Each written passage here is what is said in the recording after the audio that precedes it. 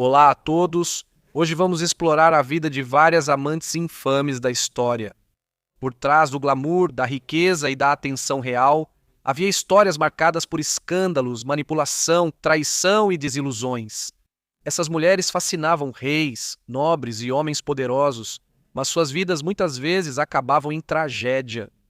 De romances dramáticos a quedas devastadoras, aqui estão 5 mulheres infames cujas vidas tiveram consequências extraordinárias. Gladys Dickon era famosa como uma das grandes belezas da virada do século XX. Mas sua vida se tornou uma tragédia, dominada pelos resultados desastrosos de cirurgias plásticas experimentais, uma vida amorosa conturbada e sua saúde mental gradualmente deteriorada. Venha comigo explorar a história dela. Gladys Marie Dickon nasceu em 7 de fevereiro de 1881 no Hotel Brighton, em Paris. Ela era a filha mais velha de 5 filhos de Edward Parker Dickon e Florence Mary Dickon. Edward vinha de uma família rica e outrora muito distinta da cidade de Boston, nos Estados Unidos. Florence era filha do contra-almirante Charles Henry Baldwin, um comandante naval que serviu na Guerra Mexicano-Americana de 1846 a 1848 e na Guerra Civil Americana de 1861 a 1865, ganhando reputação como um dos melhores comandantes navais dos Estados Unidos. Edward e Florence se casaram no final da primavera de 1879 e Gladys nasceu menos de 2 anos depois. A infância de Gladys foi muito turbulenta, principalmente por causa do comportamento dos pais. Apesar do número crescente de filhos, o casamento deles não era feliz e, ao longo dos anos, resultou em infidelidades. Uma dessas infidelidades acabou se mostrando fatal. Na primavera de 1892, logo após o 11º aniversário de Gladys, o pai dela atirou e matou Emile Abbey, o amante de sua esposa, em um apartamento no Hotel Splendid, na cidade de Cannes, na Riviera Francesa, que Florence e Emile haviam alugado. Edward chegou lá sem avisar, e depois de ouvir sua esposa e o amante conversando dentro do quarto, convenceu os funcionários do hotel a destrancar a porta antes de matar Abbey a tiros. Essa era uma época em que dinheiro e influência podiam facilmente abafar uma acusação tão séria quanto assassinato, e Edward conseguiu fazer com que o caso fosse reduzido para homicídio, pelo qual foi condenado a apenas 1 ano de prisão. Depois, o governo francês o perdoou. Nesse momento, Gladys foi enviada brevemente para um convento, de onde sua mãe a sequestrou poucas semanas depois para garantir que ela não voltasse para a custódia do pai. Pouco depois, os pais de Gladys se divorciaram. Ela foi obrigada a retornar à América para viver com o pai na Nova Inglaterra. Durante esse período, ela foi educada no seminário Howard, em Massachusetts. A saúde mental do pai dela piorou nos anos seguintes e, em 1899, ele foi internado no Hospital McLean para insanos, na Nova Inglaterra. Ele morreu 2 anos depois, em 1901, quando Gladys e seus outros 3 irmãos sobreviventes herdaram cada um 1/4 de uma herança considerável. Nessa época, Gladys e seus irmãos já tinham retornado à Europa para viver com a mãe na França, embora também visitassem regularmente a Itália e a Inglaterra. Quando seu pai foi internado, Gladys estava se tornando uma bela jovem, sendo desenhada e pintada por várias figuras renomadas da Belle Époque em Paris. O famoso escritor francês Marcel Proust disse sobre ela: "Nunca vi uma moça com tanta beleza, uma inteligência tão magnífica, tanta bondade e charme." Assim, ela foi ligada romanticamente a muitos indivíduos da nobreza da Europa Ocidental desde o final da década de 1890, incluindo o príncipe herdeiro da Prússia. Um deles foi particularmente significativo. Em 1897, quando ainda tinha apenas 16 anos de idade, Gladys foi convidada a visitar o Palácio de Blenheim, na Inglaterra, residência da família Spencer Churchill, cujo chefe era Charles Spencer Churchill, 9º Duque de Marlborough. Em 1895, Marlborough se casou com Consuelo Vanderbilt, uma herdeira americana extremamente rica, da fortuna da família Vanderbilt de ferrovias e aço, salvando os Spencer Churchill de uma situação financeira crônica em que se encontravam na época. No entanto, embora a união de Marlborough e Vanderbilt tenha sido benéfica do ponto de vista financeiro e social, não foi uma união feliz. E à medida que Gladys se aproximava mais de Marlborough, ela logo se envolveu em um caso extraconjugal com o Duque, que continuaria por mais de 2 décadas antes que o Duque e sua primeira esposa se divorciassem. O início dos anos 1900 também foi marcado pelo envolvimento de Gladys em um dos primeiros casos famosos de cirurgia plástica mal feita do mundo. Em 1903, quando tinha apenas 22 anos de idade e apesar de sua beleza comprovada, Gladys se submeteu a uma forma primitiva de cirurgia estética, na qual parafina foi injetada em seu nariz e na linha do maxilar. Para dar mais definição a ambos, esse precursor inicial das injeções de Botox não teve sucesso. A parafina no maxilar dela acumulou-se ao redor do queixo, formando grandes caroços que permaneceram com ela pelo resto da vida. Apesar do contratempo, ela seguiu sendo uma figura de destaque para a alta sociedade do início do século XX. Ela era extremamente culta, mas também evasiva. Por exemplo, ela podia ser igualmente sociável e reclusa, e frequentemente buscava escritores e pintores como conhecidos, antes de abandonar rapidamente o interesse nessas amizades sem motivo aparente. Várias dessas amizades resultaram em retratos dela ao longo dos anos, notavelmente por Giovanni Boldini, um famoso artista italiano do início do século XX para quem Gladys posou em 1901, e outra pintura de aproximadamente a mesma época foi feita por John Singer Sargent, um expatriado americano que era considerado um dos principais retratistas da Inglaterra nos anos 1900.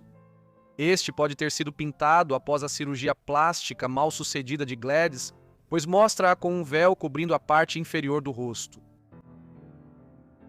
Apesar da cirurgia plástica mal sucedida, ela manteve o relacionamento com o Duque de Marlborough nas décadas de 1900 e 1910.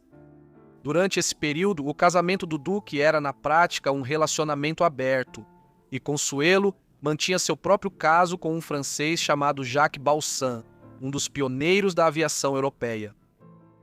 Por fim, em 1921, Consuelo e o Duque concordaram em se divorciar para seguir com seus outros relacionamentos. Consuelo logo se casou com Balsan, enquanto Gladys e o Duque de Marlborough se casaram em Paris ainda naquele ano, no dia 25 de junho. Curiosamente, o casamento de Gladys e do Duque, após um namoro semi-clandestino de 20 anos, não se mostrou feliz.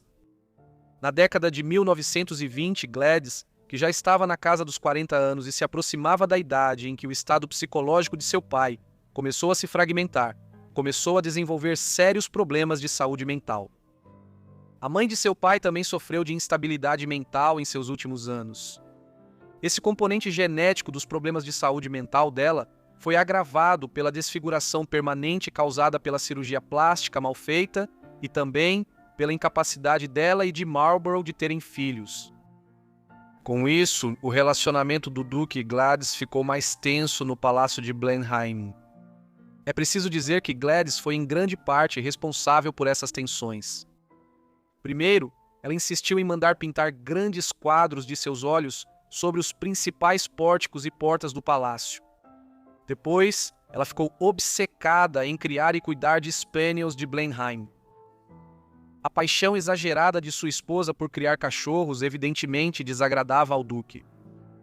A situação piorou ainda mais a partir de 1927, após a conversão do Duque ao catolicismo romano. No final da década de 1920, ela era conhecida por manter um revólver ao lado da cama à noite, caso o Duque, que naquela época já dormia em outro aposento, tentasse procurá-la. Certa vez, durante um jantar em Blenheim, Gladys desceu para o jantar com uma arma e a colocou sobre a mesa ao seu lado quando se sentou diante dos convidados reunidos. Quando um visitante ousado perguntou o que ela estava fazendo com o revólver, Gladys respondeu dizendo, abre aspas, não sei, talvez eu atire em Marlborough. Ela também era conhecida por falar em termos humilhantes sobre o marido, afirmando que havia se casado com uma casa, e não com um homem. No início da década de 1930, Marlborough evidentemente já estava farto do comportamento cada vez mais errático da esposa. Ele se mudou de Blenheim em 1931, apenas tempo suficiente para planejar a expulsão de Gladys do palácio. Em 1933, ele demitiu todos os funcionários dela e a mandou embora. O casamento deles já havia acabado, embora nunca tenham se divorciado, pois Marlborough morreu prematuramente no verão de 1934, enquanto o pedido de divórcio ainda estava sendo formalizado. Gladys tinha condições de se sustentar financeiramente após a separação de Marlborough. Mudou-se com seus vários cães para uma casa no norte de Oxfordshire e depois dividia seu tempo entre essa casa e outra residência na Grange Farm, em Shacombe, Northamptonshire. No entanto, o comportamento dela continuou a piorar. Durante a separação de Marlborough, ao ser abordada e questionada por um jornalista, ela jogou um balde de água em sua cabeça. De modo geral, Gladys se tornou cada vez mais reclusa a partir de meados da década de 1930. Ela tinha dinheiro suficiente para se isolar do resto do mundo e, basicamente, se cercar apenas de seus muitos animais de estimação. Biógrafos afirmam, com base em relatos de quem a conheceu desde meados dos anos 1930, que ela ficou cada vez mais fanática. Quem se divertia com as lembranças de sua juventude entre a comunidade artística e a alta sociedade de Paris, Londres e Roma? Durante esse período, ela conheceu figuras como Marcel Proust, o pintor impressionista Claude Monet e o escultor Auguste Rodin. No entanto, na década de 1950, seu comportamento havia se tornado tão errático que as autoridades não podiam mais ignorá-lo. Por exemplo, ela costumava ligar para pessoas que não via há décadas ou até mesmo para completos desconhecidos no meio da noite. Ela também era conhecida por ameaçar atirar em crianças da vizinhança que tentavam pegar maçãs do seu pomar e, a partir de certo ponto, a comunidade local passou a se preocupar que ela realmente cumprisse essas ameaças. Assim, em 1962, ela foi internada no Hospital Psiquiátrico St. Andrews. Lá, ela continuou sendo uma paciente curiosa, mantendo interesse pelo mundo mais amplo da política e da sociedade, além de continuar escrevendo um diário.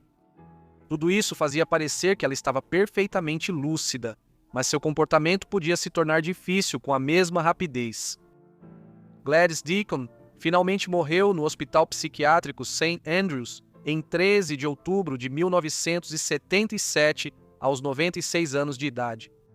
Ela foi enterrada no cemitério da igreja em Shacombe, Northamptonshire. A história de Gladys foi contada muitas vezes ao longo dos anos, especialmente em uma biografia de Hugo Vickers e em versões ficcionais de sua vida em romances como Te Vejo em Paris, de Michelle Gable, e Morte em Blenheim, de Robin Page. Hoje, o visitante do Palácio de Blenheim ainda verá os olhos pintados de Gladys observando os convidados de cima das portas, enquanto um par de esfinges de pedra está localizado no pátio, que foram encomendadas para marcar sua mudança para Blenheim como a segunda esposa do duque no início da década de 1920, em um casamento que prometia muito, mas rendeu tão pouco. No verão de 1904, a cidade de Nova York fervilhava com escândalos. O milionário John Platt acusou Hannah Elias, uma mulher negra reclusa com um passado obscuro, de extorquí-lo em $685 mil, o que equivale a quase 30 milhões de dólares hoje em dia. Isso fez de Elias, ao que tudo indica, a mulher negra mais rica e infame dos Estados Unidos. Venha comigo explorar a história dela. A data exata de nascimento de Hannah Elias é desconhecida, mas ela nasceu na Filadélfia em 1865, o ano em que a Guerra Civil Americana terminou. O pai dela, Charles Elias, era cozinheiro e fornecedor de alimentos, casado com Mary Elias. Charles era de ascendência mista afro-americana e nativo-americana, e a mãe de Hannah, Mary, também tinha a pele bastante clara. Isso fez com que Hannah tivesse um tom de pele mais claro, algo que teve um papel em sua vida mais tarde, como veremos. Hannah cresceu em uma família muito grande. Ela era uma dos 9 filhos de seus pais. Eles moravam no que na época era considerado o bairro mais rico da cidade para afro-americanos, embora o tamanho da família significasse que, mesmo Charles tendo um bom emprego, eles estavam longe de serem ricos. Ainda assim, a família era bem vista e estava subindo constantemente na escala socioeconômica. Charles mudou a família para uma casa maior, onde passaram a morar numa área ao lado de advogados da Filadélfia e dos principais empresários negros. Ela e seus irmãos frequentaram uma escola pública e receberam uma educação decente. Além disso, não sabemos muito sobre a criação de Hannah. Foi só quando o casamento de sua irmã Hattie aconteceu em 1884, quando Hannah tinha cerca de 19 anos, que sua história realmente começa. Antes do casamento, Hannah havia começado a trabalhar na casa de uma mulher rica do norte da Filadélfia. Mais tarde, descobriram que, antes do casamento de sua irmã, Hannah havia decidido, entre aspas, pegar emprestado um vestido caro do guarda-roupa de sua patroa. No casamento de Hattie, muitos elogiaram o vestido elaborado e bonito de Hannah. Ela era, para citar um dos presentes, a sensação da noite. Mas as coisas não terminaram aí. Talvez Hannah pretendesse devolver o vestido de onde o havia pegado e esperasse que suas ações simplesmente passassem completamente despercebidas. No entanto, alguns dias depois, antes que ela voltasse ao trabalho, policiais apareceram na residência de Elias e prenderam Hannah. O empregador notou a ausência do vestido e concluiu que apenas Hannah poderia tê-lo pegado. Esses eram tempos em que os afro-americanos não tinham exatamente um processo legal amplo nos Estados Unidos, caso fossem suspeitos de cometer um crime contra uma pessoa branca. Naquela mesma noite, Hannah foi rapidamente levada diante de um tribunal e considerada culpada de roubo. Ela foi condenada a 4 meses na prisão de Moyamensim, na Filadélfia. Ela ficou confinada com cerca de 40 outras mulheres na ala. O restante da prisão era ocupado por homens, muitos deles presos por crimes violentos e indescritíveis. Ela cumpriria os 4 meses completos de sua sentença ali, e foi nesse momento que sua vida tomaria um rumo sombrio. O contato inicial de Hannah com o crime marcou sua vida. Quando ela cumpriu sua sentença e tentou voltar para casa, o pai dela não permitiu que ela morasse mais com o resto da família. Sem dinheiro e sem um lugar para morar, ela foi para o norte, para Nova York. Lá, rapidamente começou a se sustentar da única maneira que conseguiu pensar em tão pouco tempo. Ela se tornou uma prostituta. Isso foi no bairro Tenderloin da cidade, uma parte de Nova York que tinha muitos hotéis e onde as damas da noite se reuniam à noite. Hannah não teve um começo fácil ali. Ela engravidou em 1885 e deu à luz uma filha chamada Clara no início de 1886, que ela colocou para adoção. Pouco tempo depois, ela foi levada aos tribunais por prostituição e foi condenada a 1 mês de prisão na ilha Roosevelt, no East River. Hannah saiu em pouco tempo e logo ficou mais astuta na forma de conduzir seus negócios. Ela também começou a afirmar que era cubana por causa do seu tom de pele mais claro. Logo, Hannah ganhava o bastante para alugar um lugar e se sustentar. Ela continuaria nesse ritmo por muitos anos. Ela se tornou tão bem-sucedida que começou a ganhar muito dinheiro extra e comprou propriedades que alugava para complementar o que ganhava. Muitas dessas propriedades localizavam-se na parte alta de Manhattan, ao norte do Central Park, perto do atual Harlem. Ainda não era uma comunidade afro-americana, e muitas famílias antigas de Nova York ainda viviam no que originalmente havia sido fundado como um assentamento holandês lá no século XVII. Hannah dividia seu tempo entre um apartamento em Manhattan e uma casa de praia luxuosa em Far Rockaway, próxima de Atlantic Beach, em Long Island, mas ainda no distrito de Queens. No início dos anos 1900, ela vivia no luxo, servida por uma empregada, um mordomo e uma equipe completa de funcionários domésticos. Porém, os rumores sobre sua fortuna aumentavam e logo a verdade sobre sua riqueza explodiria em um dos maiores escândalos de Nova York. Pouco depois de se mudar para Nova York em 1885, Hannah recebeu a visita de John R. Platt.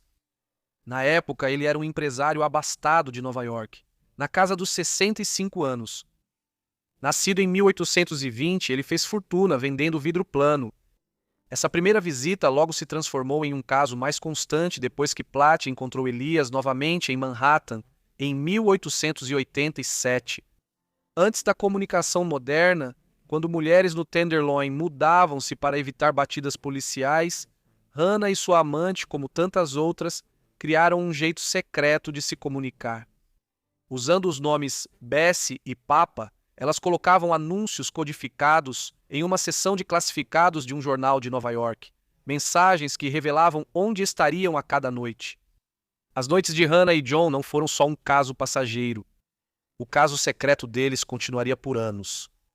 John Platt era um homem casado e uma figura bem conhecida em Nova York. A discrição era essencial, e ele valorizava o fato de Hannah ser muito reservada. Platt logo começou a dar dinheiro para ela, muito dinheiro. Relatos posteriores sugerem que ele começou a dar para ela entre $2.000 e $6.000 por mês, o equivalente a entre $70.200 e $10.000 em valores atuais. Ele também sugeriu que ela investisse o dinheiro em imóveis e ações. Não demorou muito para que ela ficasse rica, acabando por se tornar uma das mulheres mais ricas do mundo, talvez a mulher negra mais rica dos Estados Unidos. Hannah, orientada por John Platt, investiu cedo em uma casa próxima a dele e passou a alugar quartos.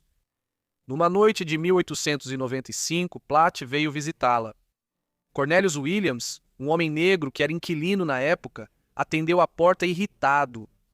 Quando Platt, usando seu pseudônimo Sr. Green, perguntou se o pessoal estava em casa, Williams bateu a porta na cara dele. Depois, ele perguntou a uma empregada quem era o homem, e ela respondeu que era o Sr. Green. Algumas semanas depois, Elias expulsou Williams de casa. Ele ficou obcecado por ela, e a expulsão o abalou muito. Convencido de que o misterioso Sr. Green era o culpado, ele saiu furioso e jurou que se vingaria. 8 anos depois, em uma fria tarde de novembro de 1903, Andrew Haswell Green, o gênio discreto por trás do Central Park e da Biblioteca Pública de Nova York, estava voltando para casa após um almoço em família. Quando se aproximava dos degraus de sua casa, Cornelius Williams estava esperando, paranoico, delirante e ainda obcecado. Confundindo Green com Platt, Williams sacou um revólver e atirou. Green caiu onde estava sem nunca saber que se tornaria a vítima trágica de uma vingança que não tinha nada a ver com ele. Cornelius Williams foi julgado, considerado insano, e passou o resto da vida em um asilo para doentes mentais. Em 1890, Hannah se casou com um trabalhador ferroviário afro-americano chamado Christopher Smith, mas apesar desse casamento, seu relacionamento com Platt continuou. Smith acabou indo embora em 1897, alegando que achava o relacionamento de sua esposa com Platt intolerável. Para manter Smith calado, João resolveu discretamente os problemas legais dele nos bastidores, e depois deu ainda mais dinheiro a Hannah para garantir que tudo continuasse enterrado. Nessa época, a própria esposa de Platt já havia falecido, e ele não perdeu tempo em comprar para Hannah uma bela casa perto do Central Park para poder vê-la com mais frequência. Mas, com o passar dos anos, Platt foi ficando inquieto. Culpa, ganância ou medo, algo se distorceu dentro dele, e quando ele finalmente perdeu o controle, o romance secreto e apaixonado deles explodiu em um dos maiores escândalos que Nova York já tinha visto. O relacionamento de Hannah com Platt só é conhecido hoje devido aos acontecimentos extraordinários iniciados no verão de 1904. Naquela época, Platt entrou com uma ação judicial contra Hannah, acusando-a de extorquir dele uma quantia enorme ao longo dos anos para manter em segredo sua primeira visita a ela. Com o tempo, a quantia de dinheiro envolvida tornou-se impressionante. Platt afirmou que, ao todo, Hannah lhe havia arrancado por chantagem pouco mais de $685 mil. Calcular o valor histórico do dinheiro é complicado, especialmente ao longo de longos períodos e economias em constante mudança. Ainda assim, podemos concluir que o valor neste caso é aproximadamente equivalente a $30 milhões hoje. A enorme quantia de dinheiro chamou a atenção dos nova-iorquinos, e por meses, os jornais relataram com entusiasmo cada reviravolta do caso. Platt deu uma desculpa curiosa para justificar seu envolvimento inicial com Elias. Ele insistiu que não tinha ido vê-la como uma mulher da vida. Não, segundo ele, Tudo começou no final da década de 1880, quando supostamente entrou por acaso em um salão de massagem que ela administrava, apenas procurando alívio para um forte reumatismo, e não por algo mais íntimo. Ele então afirmou que a visitou novamente na década de 1890 e começou a ajudá-la financeiramente para montar uma pensão. Então, de acordo com Paul Platt, ele havia se tornado a vítima involuntária da maldade dela. Hannah, segundo ele, havia começado a chantageá-lo. Se ele não continuasse a lhe dar grandes quantias de dinheiro, ela iria até a família dele e diria que, por muitos anos, ele a visitava para viver noites de paixão. Platt era um membro proeminente da comunidade empresarial de Nova York, e a polícia levou suas alegações a sério. Hannah não quis colaborar. Quando a polícia a procurou, ela se recusou a ir ao interrogatório. Então, eles invadiram a casa dela e apreenderam tudo o que acharam que poderia estar relacionado ao caso. Ela foi levada para a prisão conhecida como Tombs, no sul de Manhattan, um lugar notoriamente sombrio e hostil. Hannah passou vários dias tensos atrás das frias paredes da prisão, mas então, em uma reviravolta surpreendente, ela foi subitamente libertada. Os investigadores concluíram que não havia provas que apoiassem sua alegação de que Hannah o chantageou. Apesar das somas impressionantes envolvidas, descobriu-se que Platt havia entregue o dinheiro de boa vontade, ano após ano. Nas semanas que se seguiram, ficou evidente que Platt só havia iniciado o caso sem muita convicção. A pressão real veio da família dele. Quando descobriram a fortuna que ele doou em segredo, o pânico se instalou. O que pensavam ser uma grande herança praticamente sumiu, e eles queriam alguém para culpar.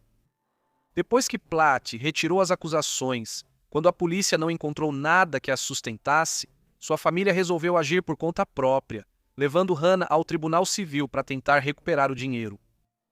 Mas assim como antes, eles não conseguiram nada. No início de 1905, a história começou a perder força e Hannah foi inocentada. Todo o episódio foi estranho e demonstrou a política racial de Nova York no início do século XX.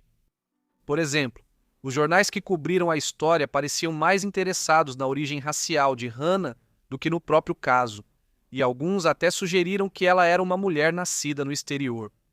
Em meados dos anos 1900, a migração europeia para Nova York atingiu o auge, e as manchetes sensacionalistas sobre uma prostituta estrangeira enganando um homem indefeso de 80 anos se espalharam como rastilho de pólvora. O escândalo expôs os medos e suspeitas da cidade diante da onda de recém-chegados que abalava seu mundo. Hannah ficou muitos anos em Nova York.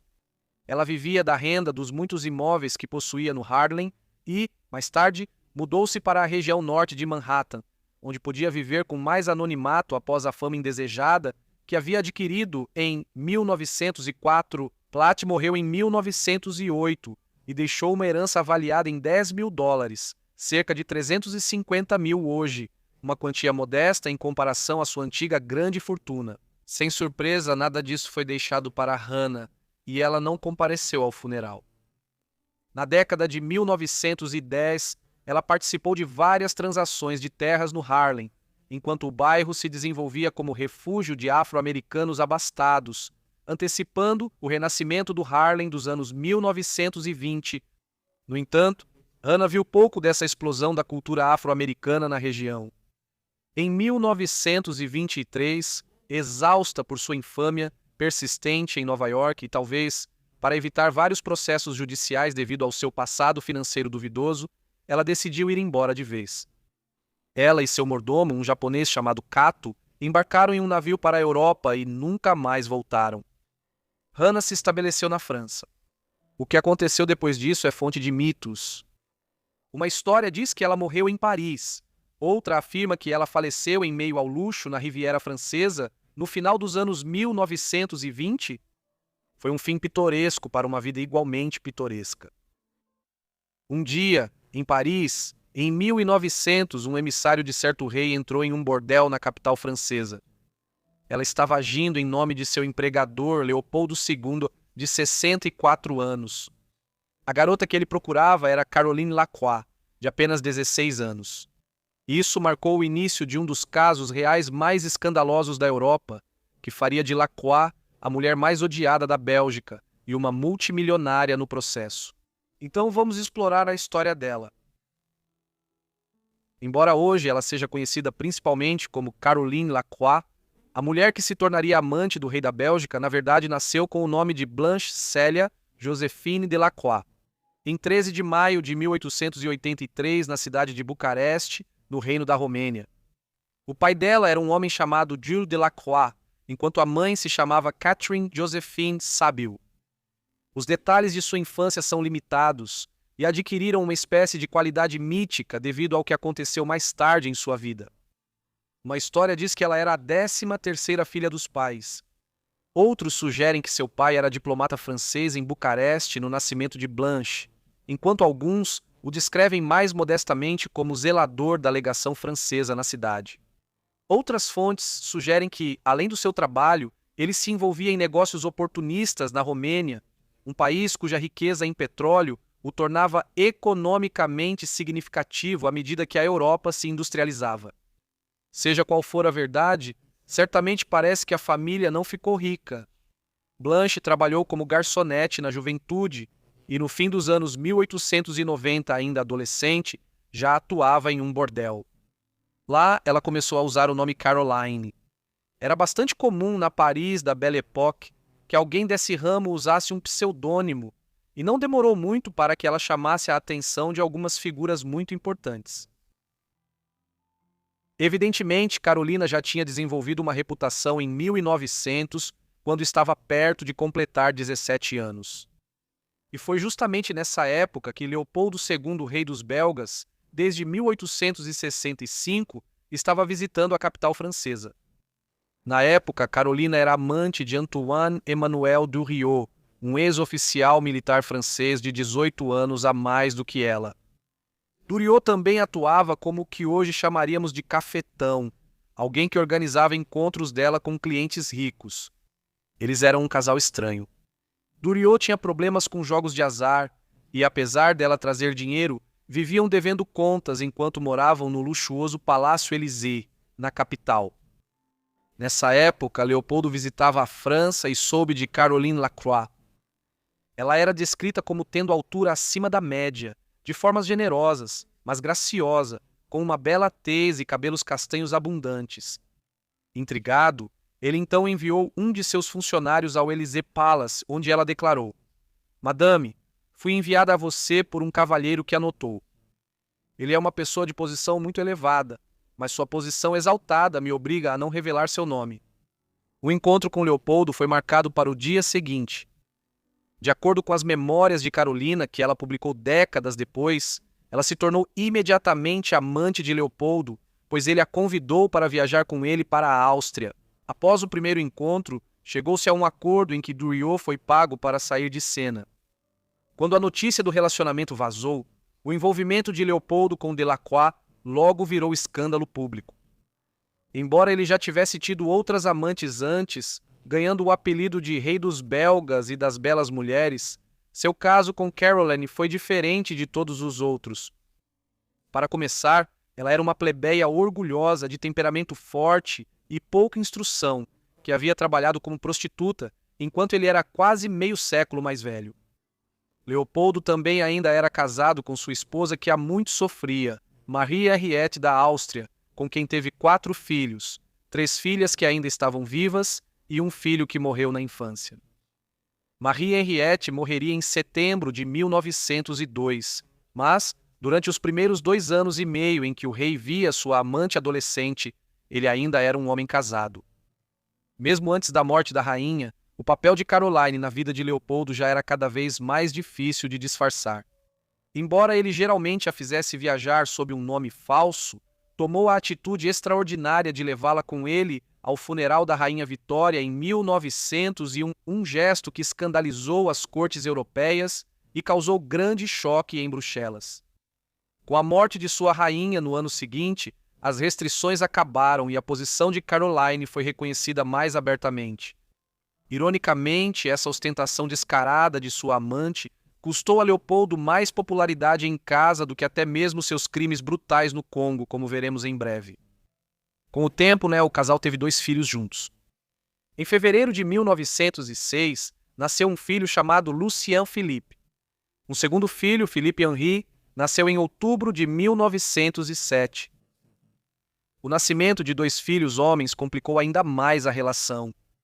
Apesar de serem filhos fora do casamento, o único filho homem de Leopoldo com sua primeira esposa morreu na infância. Como as mulheres não podiam herdar o trono pela lei belga, ele foi tentado a reconhecer seus filhos de seu relacionamento com Lacroix, para que um de seus filhos pudesse sucedê-lo. No final, ele nunca faria isso, e quando morreu em 1909 foi sucedido por seu sobrinho Alberto. Após a morte da esposa, rumores diziam que Leopoldo teria se casado secretamente com Carolina, o que seria escandaloso mesmo sem ela ser uma ex-cortesã quase meio século mais jovem. Isso porque tal união era considerada um casamento morganático, que é uma união entre pessoas de posição social desigual. Embora tais casamentos tenham se tornado amplamente aceitos na era moderna, até meados do século XX, esperava-se que os cônjuges reais viessem de outras casas reais ou da mais alta aristocracia. Tudo diferente disso era visto como violação da convenção dinástica e geralmente recebia forte oposição. Esses rumores chegaram ao auge em 1906, quando jornais de todo o mundo começaram a publicar histórias de que Leopoldo havia se casado com Carolina. Por exemplo, logo após o Natal de 1906, o jornal Star, da Nova Zelândia, publicou um perfil dela intitulado A Esposa Morganática do Governante da Bélgica. Basicamente sugeria, sem oferecer nenhuma prova, que o casamento já havia acontecido, que Caroline já estava em um casamento morganático com Leopoldo e que ela tramava para incluir seus filhos na sucessão ao trono belga. Na realidade, não há evidências que sugiram que tal união precoce tenha realmente ocorrido. Carolina só conseguiu finalmente convencer Leopoldo a se casar com ela nos últimos dias de sua vida.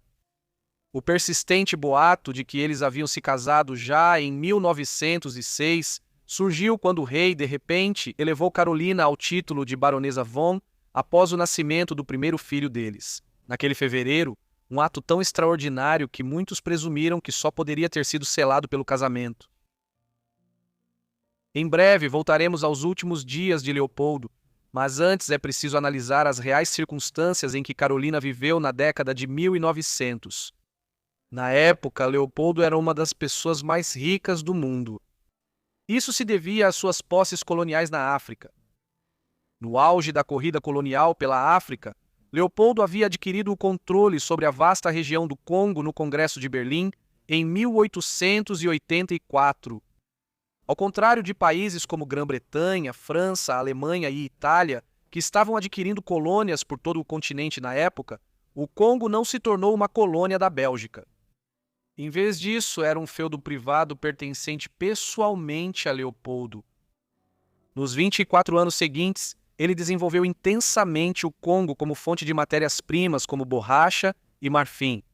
Hoje, toda a brutalidade do seu reinado foi exposta, revelando que Leopoldo mantinha suas forças privadas lá envolvidas em escravidão em massa e ações horríveis para maximizar seus lucros.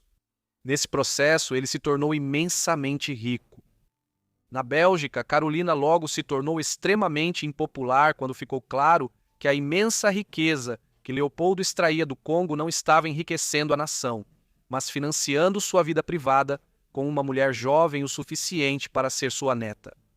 Carolina se tornou a beneficiária mais visível desse saque, sendo recompensada com uma mansão grandiosa em Bruxelas, com funcionários imobiliada às custas da realeza, e um refúgio palaciano na Riviera Francesa, a Vila La Leopolda.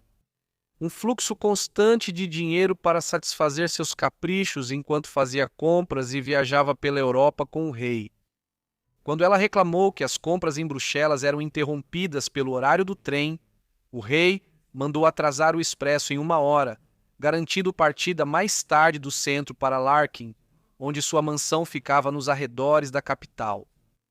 Tudo isso era dinheiro manchado de sangue, obtido pelos crimes dos oficiais de Leopoldo no Congo. Como resultado, ela logo ficou conhecida como a Rainha do Congo. Em 1908, esses crimes já eram conhecidos na Europa e o governo belga tirou a colônia das mãos dele e a colocou sob seu controle direto. Apesar de todas as riquezas que adquiriu de seu amante, Caroline continuou a ver seu antigo cafetão, Antoine Emmanuel Durieux. Ele a seguiu até Bruxelas e presumivelmente vivia lá com o dinheiro que conseguia dela. De vez em quando, ele era até visto entrando e saindo da casa dela, e suas tentativas de encobrir isso dizendo que ele era seu irmão só funcionaram por um tempo. Leopoldo logo percebeu que algo estava acontecendo e seu ciúme aumentou. Depois de confrontá-la, ele ordenou que todo obstáculo visual entre a casa dela e seu palácio próximo fosse derrubado. Assim, ele poderia olhar diretamente através dos jardins e manter ela e qualquer um que ousasse visitá-la sob sua vigilância constante. No início de dezembro de 1909, Leopoldo ficou gravemente doente. Então, no dia 12 de dezembro, após anos se recusando a fazê-lo, ele finalmente se casou com Caroline. Morreu 5 dias depois, aos 74 anos, sendo sucedido pelo sobrinho Alberto. A controvérsia surgiu de imediato. Leopoldo organizou testamento e finanças para deixar quase tudo a Caroline ou em fundos e empresas de fachada para os 2 filhos deles quando fossem adultos. O valor exato permanece incerto até hoje, mas quase certamente chegava a dezenas de milhões na época, o que equivale a cerca de $1 bilhão ou mais em valores atuais. Leopoldo tinha uma relação difícil com as filhas do primeiro casamento há anos, e elas dividiram cerca de 6 milhões de francos. Isso era só uma parte da grande riqueza que ele obteve com suas ações terríveis no Congo, e esse valor foi dado a elas pelo Estado belga, não pelo testamento de Leopoldo. No leito de morte, o rei chegou a se recusar a ver suas filhas, mas Carolina estava presente quando ele morreu. Processos judiciais começaram após a morte de Leopoldo, quando suas filhas buscavam ampliar sua parte na herança. O rei Alberto tentou recuperar parte do que Leopoldo deixou para sua amante de longa data. Por exemplo, ela foi despejada da Vila La Leopolda, na Riviera Francesa, que o novo rei dos belgas requisitou de volta para a posse da coroa belga. Carolina agora passou a ser ainda mais odiada pelo público belga e, em pelo menos uma ocasião, sua carruagem foi apreendida e apedrejada nas ruas de Bruxelas. No entanto, ela parecia em grande parte indiferente à hostilidade ou à sua reputação. Em vez disso, ela se casou com Dória, que a vinha encontrando de vez em quando durante os 9 anos e meio em que ela foi amante de Leopoldo. Estranhamente, depois de arrastar esse relacionamento peculiar e clandestino por quase uma década, o casamento acabou sendo sua ruína. A união rapidamente azedou e eles se divorciaram em 1913. Caroline manteve uma vida luxuosa após a morte de Leopoldo e seu segundo casamento e divórcio, apesar dos processos judiciais e de outros obstáculos. Ela herdou pelo menos $7 milhões americanos do patrimônio dele, e possivelmente mais, uma fortuna nos dias de hoje. Ela teve vários pretendentes de destaque entre os nobres da Europa Ocidental, mas nunca se casou novamente. Seu filho mais novo, Felipe, morreu em 1914, mas seu filho mais velho viveria uma longa vida até 1984, com o título de Duque de Telfeuren. A vida posterior de Carolina foi relativamente sem grandes acontecimentos em comparação com as décadas de 1900 e 1910. Ela teve uma vida tranquila e confortável. Após toda a controvérsia cessar e ser praticamente esquecida pela Europa, Carolina decidiu mandar produzir um livro de memórias sobre sua vida na década de 1930. Foi publicado em 1937 sob o título em inglês A Commoner Married a King, conforme contado pela baronesa de Vaughan a Paul IV.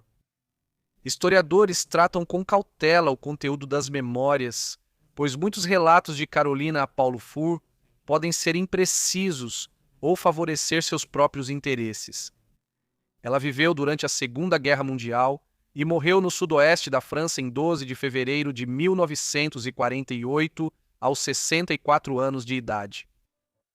No final da década de 1780, uma cortesã nascida na Turquia chamada Zofia Potocka ganhou fama em todas as cortes da Europa. Alguns anos antes, ela iniciou um relacionamento com o príncipe Grigori Potemkin, o mais célebre comandante militar russo de sua época e, secretamente, marido da rainha Catarina, a Grande da Rússia. Mas quem foi Zofia Potocka e como ela se tornou uma das cortesãs mais famosas da Europa? A mulher, que se tornaria uma das cortesãs mais célebres do século XVIII, nasceu em circunstâncias relativamente humildes. Em 11 de janeiro de 1760, na cidade de Bursa, no noroeste da Turquia, nas terras do que então era o Império Otomano. Ela nasceu como Sofia Klavon, sendo seu pai Constantin Klavon, um comerciante de gado de origem grega. Pouco antes de chegar à adolescência, os Klavon se mudaram de Bursa para a capital otomana, Istambul, em 1772. A vida dela passaria por várias mudanças dramáticas nos anos seguintes. Em 1775, o pai de Zofia morreu. Então, um ano depois, em 1776, a casa da família foi destruída em um dos grandes incêndios, que periodicamente irrompiam e varriam os bairros residenciais lotados da cidade durante os séculos XVII e XVIII. Como consequência da miséria, a mãe de Zofia, Maria, sentiu-se obrigada a vender duas de suas filhas, sendo uma delas Zofia, ao embaixador polonês na corte do sultão em Istambul. Karol Boskamp Lazopolski, um diplomata de origem holandesa a serviço da comunidade polaco-lituana. O embaixador era bem conhecido como alguém que recrutava mulheres para serem enviadas à corte do rei Stanislau II Augusto da Polônia, em Varsóvia. Agora, Boskamp acolheu Zofia e sua irmã sob sua proteção, temporariamente. Elas foram instaladas em uma residência dele perto de Istambul e receberam uma educação avançada. Por exemplo, durante esse período, Zofia aprendeu a falar francês, que era a língua franca das cortes europeias na época. Isso foi, na prática, um treinamento para que ela se adaptasse à sociedade da corte da Europa do século XVIII. Foi enquanto estava sob a tutela de Boskamp que Zofia conheceu pela primeira vez Joseph de Witt, um nobre polonês, também de ascendência holandesa. Apaixonado por Sofia, ele deu um jeito de se casar com ela em 1779. Eles voltaram para a Polônia natal dele, fixando-se perto de Kamianetsin, o que hoje faz parte do oeste da Ucrânia, mas que na época ficava na periferia oriental da comunidade polaco-lituana. Aqui, o pai de Joseph havia estabelecido uma base de poder no início do século, tornando os de Witts uma força política proeminente na fronteira polonesa com a Rússia. Em 1781, o jovem casal partiu para uma grande viagem pelas capitais da Europa. Começando por Varsóvia, eles viajaram para o oeste para visitar as cortes nobres de Berlim, Viena, Veneza, Roma e Paris. Foi durante essa viagem pela Europa que Zofia chamou a atenção internacional pela primeira vez. Apesar de ter vindo de uma origem humilde e de sua falta de experiência nas cortes aristocráticas da Europa, com toda a sua formalidade e pompa, Zofia se adaptou bem ao novo ambiente. Logo, ela passou a ser muito admirada por seu charme e famosa por sua beleza, tornando-se curiosamente conhecida pela frase "Meus olhos doem". Como resultado de sua crescente fama como uma das cortesãs mais belas da Europa, vemos Zofia começando a posar para uma série de retratos nessa época, um padrão que continuaria por muitos anos. O mais famoso desses retratos seria produzido por volta da virada do século pelo pintor alemão Johann Baptist von Lampe, o Velho. À medida que viajavam pelo continente, Zofia também se envolveu em uma série de relacionamentos sexuais com membros proeminentes de várias cortes aristocráticas que visitaram. Culminando em Paris, onde há rumores de que ela teve um relacionamento não com um, mas com dois dos irmãos de Luís XVI.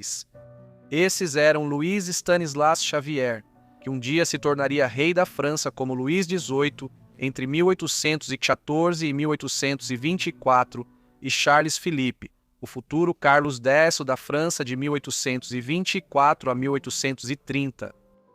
Exatamente qual foi o tumulto que esses casos causaram entre Sofia e seu marido não está totalmente claro.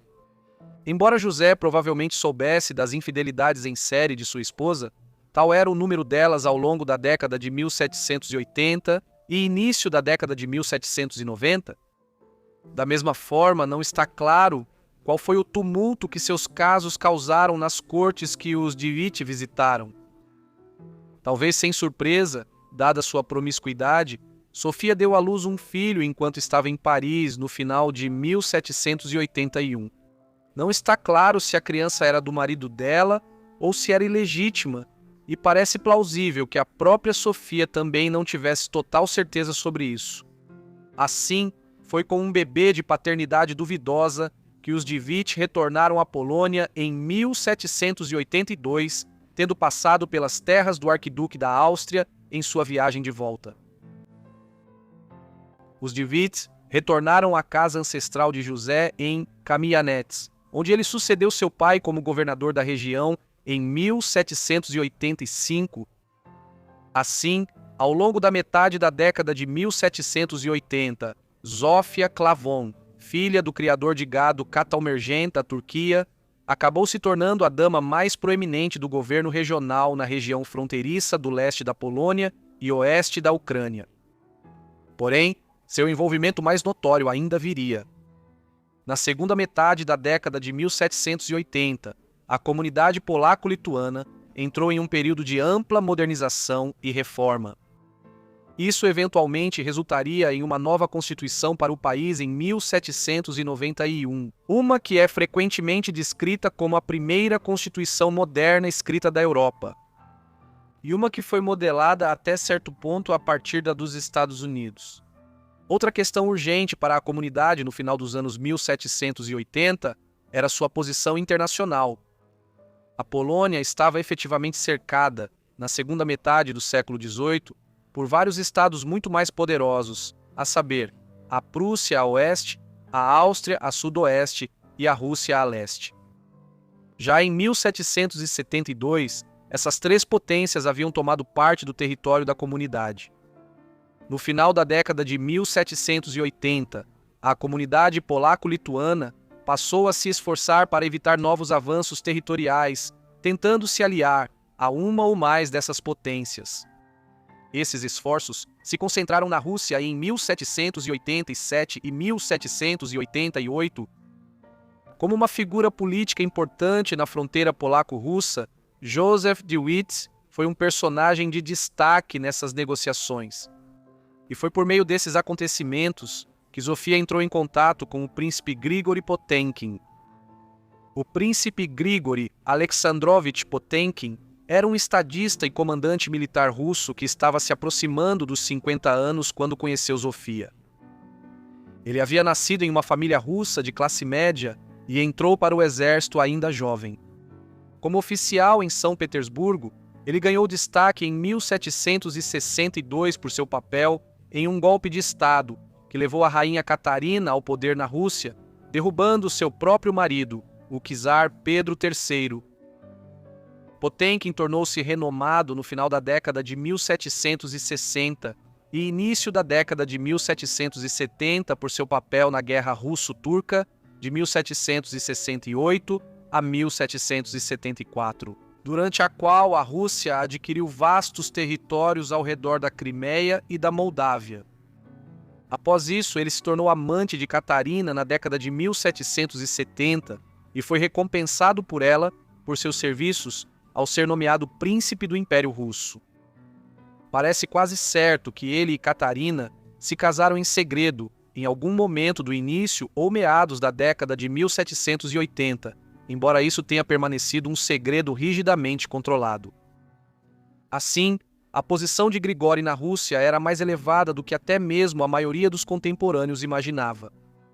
Ele também serviu como governador das províncias do sul, que se estendiam das bordas dos Urais em direção ao sudoeste até a Crimeia, o Mar Negro e as margens do Mar Cáspio. Seu papel contínuo nessa região o colocaria em contato com Zofia.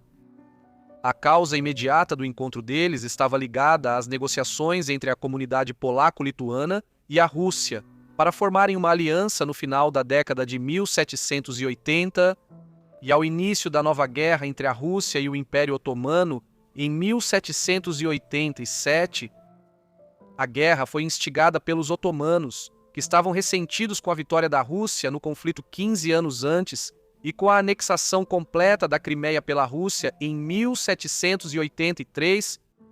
Agora, em 1787, novos combates começaram. Grande parte dos combates se concentraria no sul da Ucrânia, na Moldávia e nas fronteiras sudeste da Polônia, onde havia uma fronteira terrestre entre a Rússia e o Império Otomano. Dada a proximidade de caminhonetes com a linha de frente da guerra, os De Witts estavam fortemente envolvidos na resposta polonesa ao conflito. Com sua origem turca, Zofia foi encarregada, de maneira não oficial, de lidar com grande parte das relações diplomáticas triangulares entre a comunidade polaco-lituana, a Rússia e os turcos durante o conflito. A Guerra Russo-Turca acabou terminando em 1792, com os otomanos efetivamente derrotados e forçados a aceitar a dominação russa sobre a região da Crimeia. No entanto, Potemkin nunca viveu para ver o fim da guerra. Em 16 de outubro de 1791, ele morreu, enquanto estava em campanha nas proximidades do que hoje é Vondor, no norte da Romênia. Muitas teorias foram propostas sobre a causa de sua morte, com alguns sugerindo que ele foi envenenado. No entanto, a razão mais provável para sua morte foi uma doença causada por pneumonia brônquica. O relacionamento de Zofia com Potemkin parecia ainda estar em andamento na época em que ele morreu, embora fosse de conhecimento público. No início de 1791, ela viajou com o príncipe para São Petersburgo e, enquanto estava lá, foi apresentada abertamente à alta sociedade russa como amante de Potemkin. Com a morte dele, ela se afastou da sociedade russa e voltou a se estabelecer na Polônia. Sabe-se menos sobre a vida posterior de Sofia.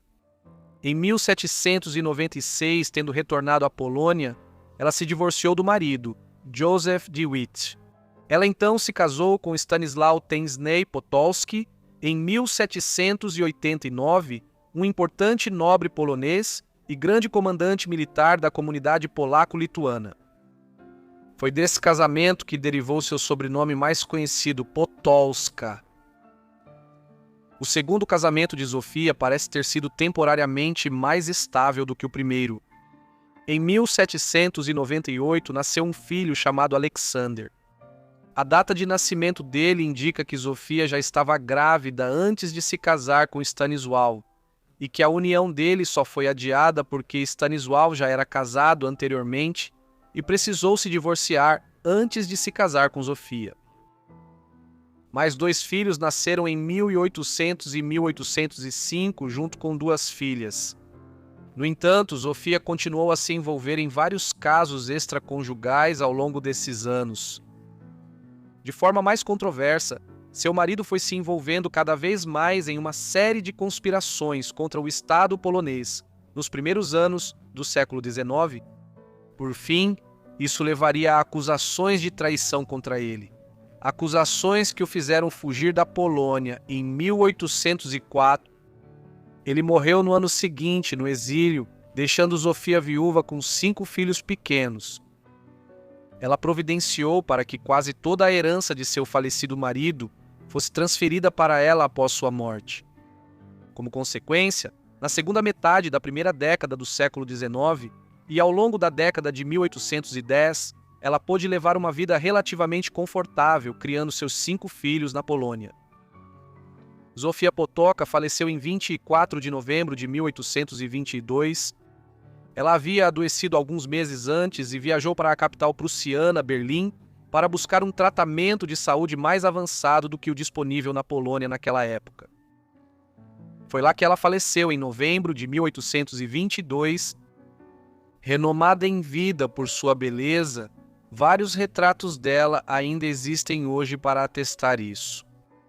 A vida dela talvez seja mais interessante por demonstrar o grau de promiscuidade, mesmo dentro de casamentos de alto perfil, que dominava as cortes aristocráticas da Europa no final do antigo regime.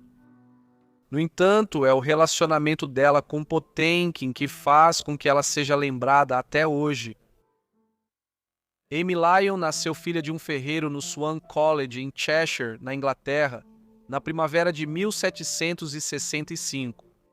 Mais tarde, ela adotou o nome Emma Hart e se casou com Sir William Hamilton, o embaixador britânico na corte de Nápoles, no sul da Itália. E, posteriormente, tornou-se amante de Horácio Nelson, o principal comandante naval britânico durante as guerras napoleônicas. E o relacionamento deles mais tarde escandalizaria a sociedade britânica no início do século XIX. A mulher que mais tarde se tornaria uma das mais famosas belezas da era romântica na Grã-Bretanha e na Europa, nasceu em Swan Cottage, perto de Neston, em Cheshire, Inglaterra, em 26 de abril de 1765. O pai dela era Henrique Lyon, um ferreiro que infelizmente morreu 7 semanas após o nascimento de Emma. Vindo de uma origem relativamente pobre, situação que piorou com a morte prematura do pai, Emma não teve escolha a não ser entrar no mercado de trabalho ainda jovem. Isso aconteceu quando ela ainda era adolescente, o que era uma situação bastante comum na Grã-Bretanha da era industrial antes da introdução da educação primária universal. Aos 12 anos, ela já trabalhava como empregada doméstica e, pouco depois, mudou-se para Londres. Outros cargos se seguiram nos anos seguintes. Foi durante a adolescência que ela mudou seu nome para Emma Hart e começou um relacionamento com Charles Greville, um antiquário britânico e membro do parlamento entre 1774 e 1790. O relacionamento deles durou 4 anos, período em que Emma também teria trabalhado para o extravagante showman e charlatão James Graham.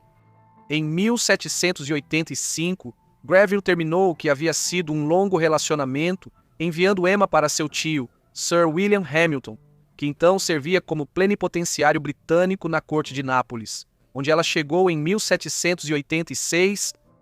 Emma se casaria posteriormente com Hamilton em 1791 e, como uma mulher de cerca de 20 e poucos anos na corte de Nápoles, ela se tornou uma anfitriã.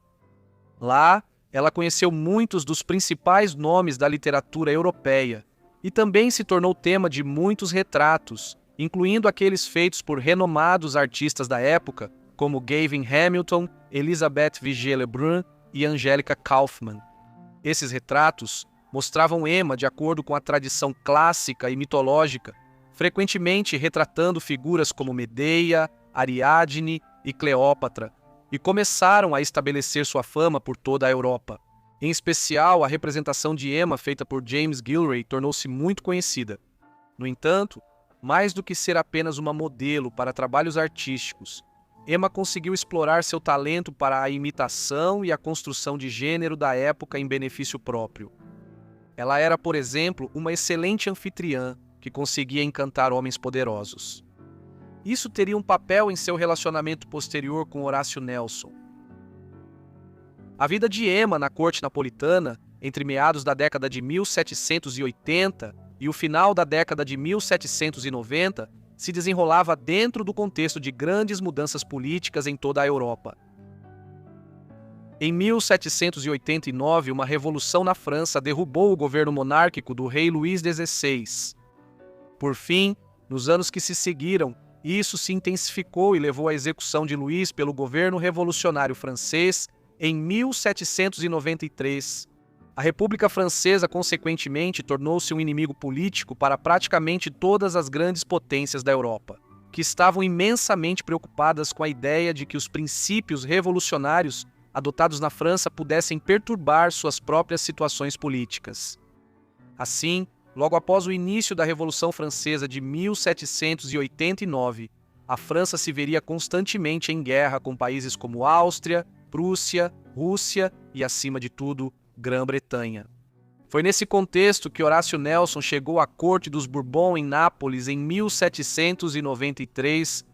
Naquela época, Nelson já era um dos principais almirantes da Marinha Real Britânica e tinha comandado importantes missões no Mediterrâneo.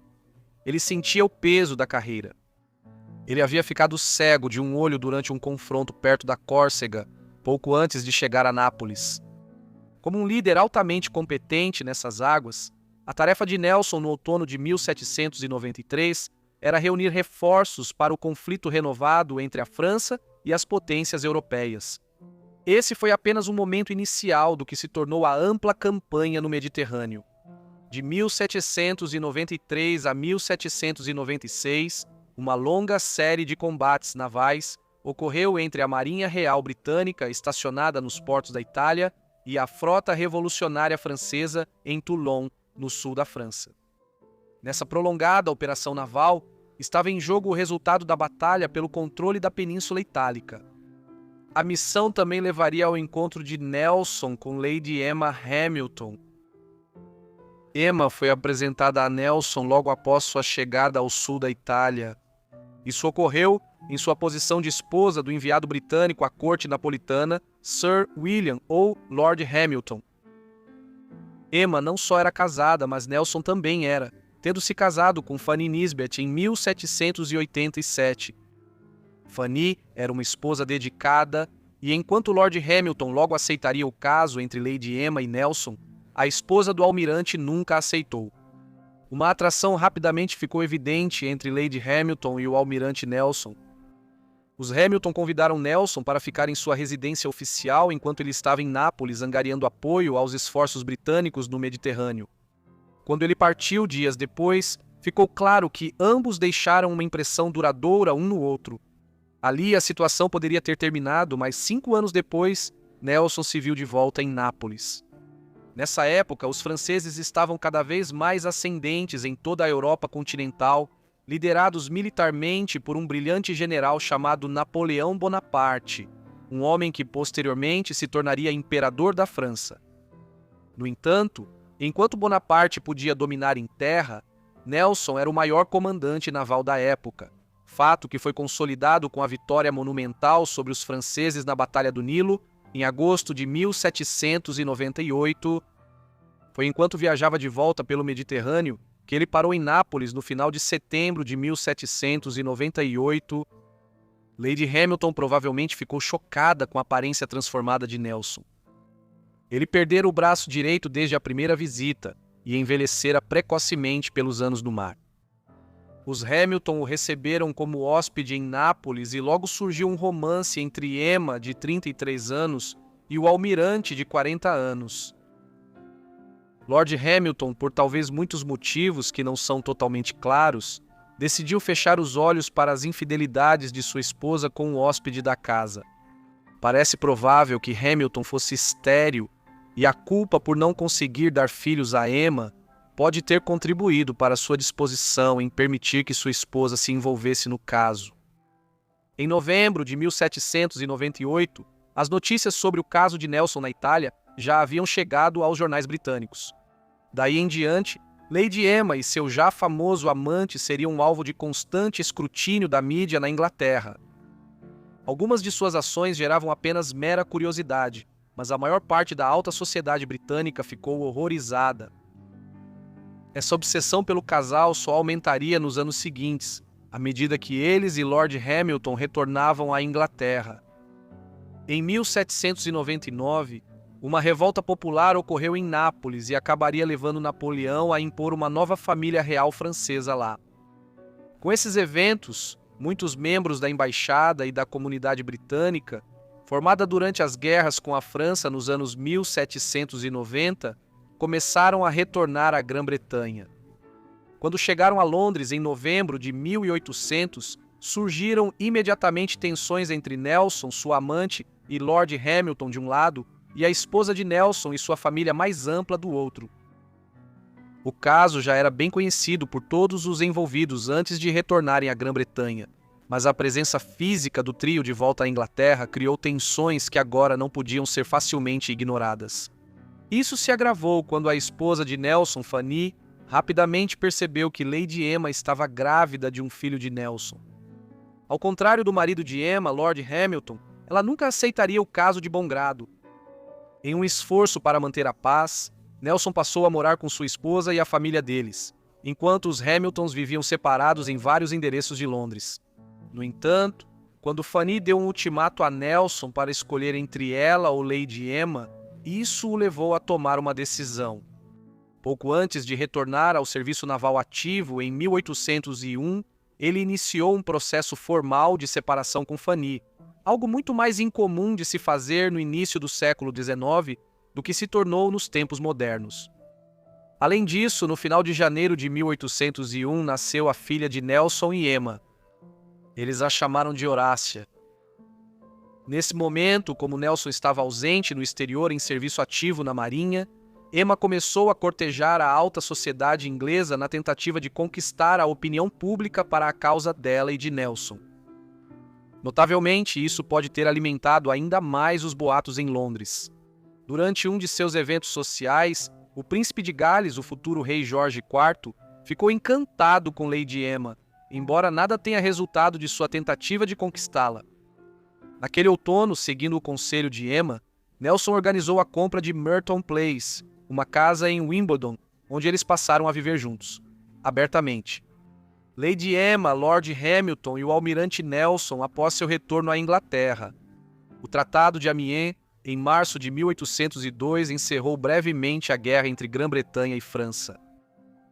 Lord Hamilton morreu em abril de 1803, finalmente amenizando algumas das críticas que a sociedade londrina continuava a fazer contra a homenagem a Troyes em que eles viviam.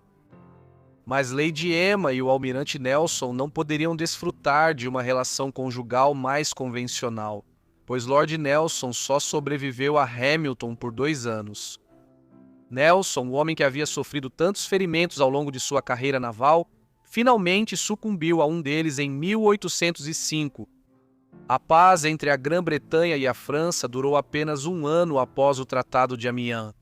Em maio de 1803, a chamada Guerra da Terceira Coalizão eclodiu, com Grã-Bretanha, Rússia, Suécia e Áustria se unindo contra a França e seus estados satélites europeus, incluindo Itália e Espanha. Uma das principais estratégias de Napoleão como parte desse conflito renovado foi tentar invadir a Grã-Bretanha. Mas para fazer isso, ele precisava trazer a marinha francesa, que estava em grande parte estacionada no Mediterrâneo, através do Estreito de Gibraltar e para o norte, até o Canal da Mancha. Quando isso foi tentado em 1805, Nelson recebeu a tarefa de impedir a operação. No dia 21 de novembro, a Marinha Real Britânica, liderada por Nelson, derrotou uma frota conjunta franco-espanhola em Trafalgar, na costa sudoeste da Espanha. Nenhuma força de invasão francesa poderia agora passar da França para a Grã-Bretanha, mas a vitória mais gloriosa de Nelson foi também a sua última. Ele foi gravemente ferido durante o combate e morreu apenas 3 horas depois. Emma ficou arrasada ao receber a notícia na Inglaterra. Ela ficou de cama de tanta tristeza por semanas, mas no longo prazo havia a questão do testamento de Nelson a resolver. O Estado britânico estava determinado a excluir Lady Emma o máximo possível. Na divisão dos bens do almirante, e quanto ao desejo do próprio Nelson de que suas terras e riquezas fossem divididas de forma justa e igual entre Emma e sua família legítima, isso foi ignorado. Emma recebeu um pagamento de 2.000 libras, a casa em Merton e um pagamento anual de 500 libras. Mas, como o custo de manter Merton era muito maior do que essa anuidade, ela logo teve problemas financeiros. Além disso, o pagamento anual de 500 libras tornou-se objeto de mais uma disputa judicial com a família de Nelson. Como consequência, em 1808, ela já estava com mais de 15.000 libras em dívidas, e as tentativas de vender Merton foram mal sucedidas. O desfecho de todo esse episódio só veio em 1812, quando Lady Hamilton foi brevemente presa por não conseguir pagar suas enormes dívidas. Problemas de saúde se sucederam nos anos seguintes. Por fim, alguns amigos conseguiram levantar dinheiro, o que permitiu que Lady Emma e sua filha Horácia escapassem para Calais, na França. No entanto, ela morreu aqui apenas 1 ano depois, aos 49 anos de idade, tendo sucumbido cada vez mais ao alcoolismo e à obesidade em seus últimos anos de vida. Um fim trágico para uma mulher que já fora famosa em toda a Europa pelos retratos que destacavam sua beleza. No entanto, ela é bem lembrada até hoje, tendo sido tema de muitos livros, músicas e filmes durante o século XX. Em especial, o filme de 1973, A Busca pela Nação, estrelado por Glenda Jackson e Peter Finch, e o romance de 1992 de Susan Sontag, O Amante do Vulcão, um romance. Obrigado por assistirem ao vídeo sobre esses mistérios. Espero que tenham achado interessante. Comentem o que acharam da live. E se vocês tiverem sugestões, também me avisem aqui embaixo nos comentários. Vocês querem mais compilações ou preferem que seja apenas uma vez por mês? De qualquer forma, me avisem aqui embaixo nos comentários e espero que vocês estejam inscritos e com as notificações ativadas para receberem todos os meus vídeos assim que eu postar.